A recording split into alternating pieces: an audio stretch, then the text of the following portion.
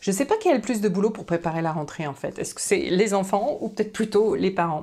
Pour moi, quand on prépare la rentrée de ses enfants, il y a 5 pièges à éviter. Karine, t'es gentille là, mais on est début août et tu viens de nous parler de la rentrée maintenant? Bah parce que le premier piège, justement, c'est d'attendre le dernier moment. Vous savez, la fameuse cigale de La Cigale et la Fourmi qui a chanté tout l'été, et patati et patata. Donc, comme cette année, on va pas attendre le dernier moment, et ben voilà pourquoi je vous en parle dès maintenant. Bon, bref, si vous faites partie de cette tribu-là, de ceux qui attendent le dernier moment, ben vous avez de grandes chances. Enfin, quand je dis chance, c'est plutôt risque, malchance. Vous avez de grandes chances d'en oublier des bouts, de faire des erreurs, voire même pire, je vais vous raconter un truc, et de stresser tout le monde à la maison, les enfants, le mari, et vous y compris. Bref, on va commencer l'année pas du tout sereine. Alors, un petit truc qui m'est arrivé, c'est pas dramatique en soi, mais c'était pas la préparation d'entrée, mais j'ai attendu le dernier moment comme ça pour agir, et dans la précipitation, je ferme mon ordinateur avec mes petits écouteurs coincés, vous savez, entre le clavier et l'écran, bing, j'ai pété l'écran, ce qui a pété l'ordi. Bref, pour vouloir gagner 5 minutes, j'ai perdu un ordi.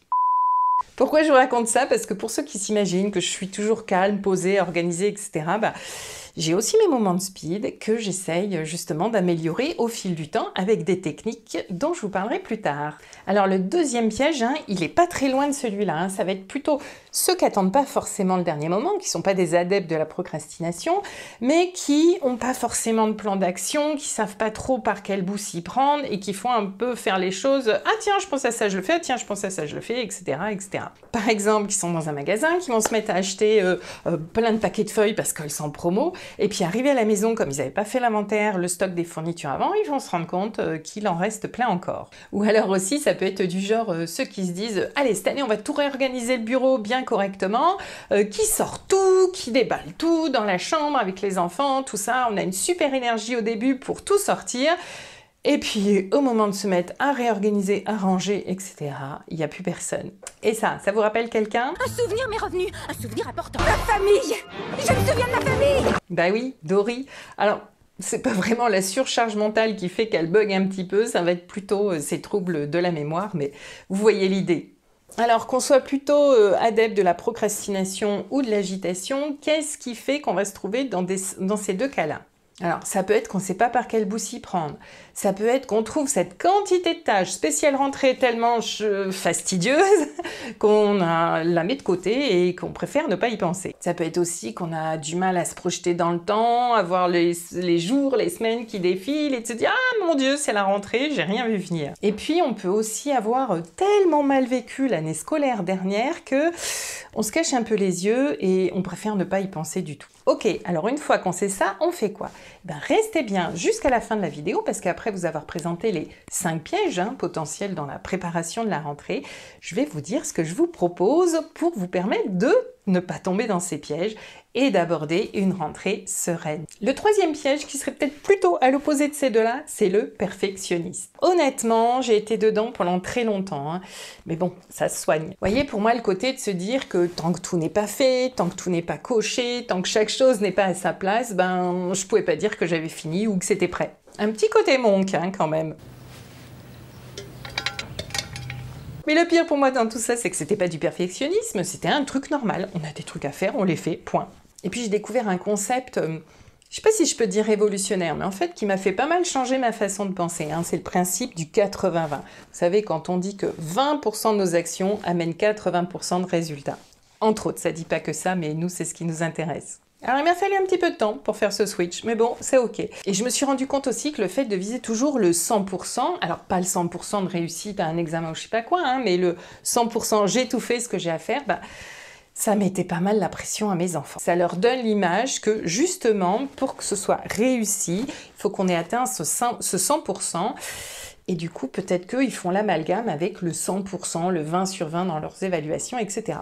Petit truc à réfléchir. Alors, il y a plusieurs méthodes qui m'ont beaucoup aidé par rapport à ça, des méthodes d'organisation, etc. Mais surtout une méthode qui est plus de développement personnel, c'est la méthode Fly Lady, dont je vous en parle souvent et dont je m'inspire souvent dans tout ce qui concerne l'organisation. Alors, je ne sais pas si c'est une méthode que vous connaissez, il reste encore 2 pièges à voir, puis je vous ai dit après, je vais vous montrer, je vais vous expliquer les grands points, voilà, les grandes lignes de ce qu'on peut faire pour éviter de tomber dans ces pièges, et il y en a plusieurs qui sont inspirés de cette méthode.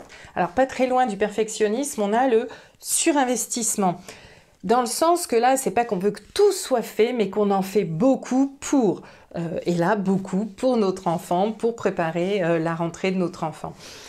Alors ça, j'ai eu plusieurs fois le cas comme ça dans des familles que j'accompagne en individuel, des mamans, enfin on travaillait ensemble pendant les grandes vacances pour préparer la rentrée, et puis les mamans qui m'envoient des messages pour me dire j'ai fait ci, j'ai fait ça, qui montrent des photos avec tout ce qu'elles ont fait pour leurs enfants. Alors là, je leur ai dit c'est génial, ton investissement, il est super.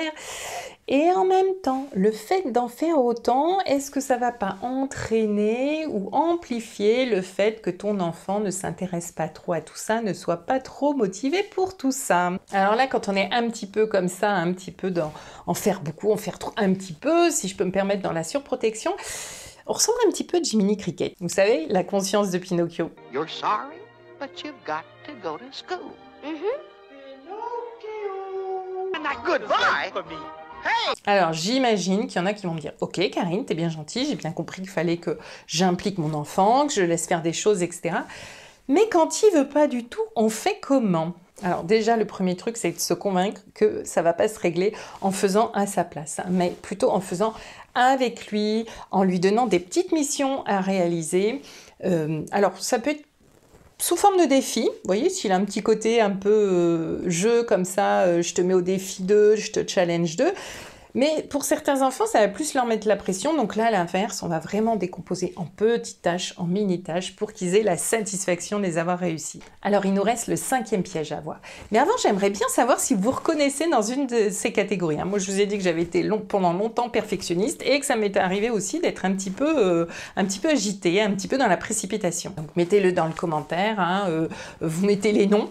Ceux qui n'ont pas vu la vidéo se demanderont de quoi vous parlez. La cigale, Dory, Monk, Jiminy et le dernier, Homer Simpson. Homer Simpson, vous voyez, c'est celui qui fait, un petit peu comme nous disait Einstein, toujours la même chose en s'attendant des résultats différents. Et là, je pense à ces moments où on est dans la plainte. Hein.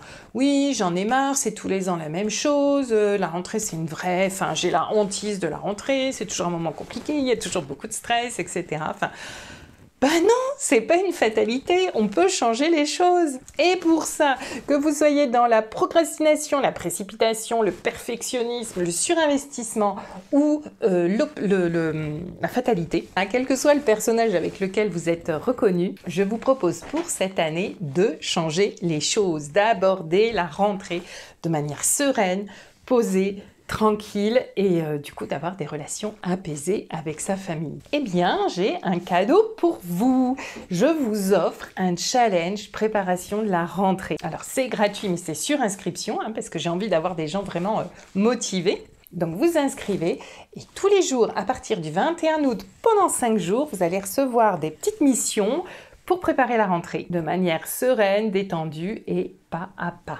Et puis, comme c'est toujours plus fun à plusieurs, eh ben, on associera un petit groupe Facebook prévu exclusivement pour cet événement, hein, un groupe Facebook éphémère, où vous pourrez, d'ailleurs, il y aura une petite surprise dedans, vous verrez, mais comme ça, vous pourrez échanger entre vous, vous motiver encore plus, etc. Des petites missions et le groupe. Voilà vraiment de quoi vous motiver à bien préparer la rentrée.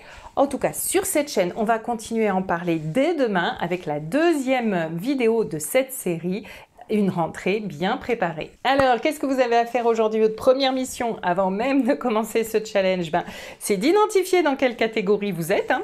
Si vous avez envie, vous le mettez en commentaire. Et puis, comme toujours, vous pouvez liker cette vidéo, la partager à vos amis en leur demandant dans quelle catégorie elle se trouve et activer la petite cloche pour ne pas louper la vidéo de demain. Pour rappel, hein, vous savez juste que plus il y a d'activités autour d'une vidéo, de partage, de like, de commentaires, plus YouTube la propose à d'autres et vous contribuez ainsi avec moi à agrandir la communauté des parents qui préparent une rentrée sereine pour leurs enfants.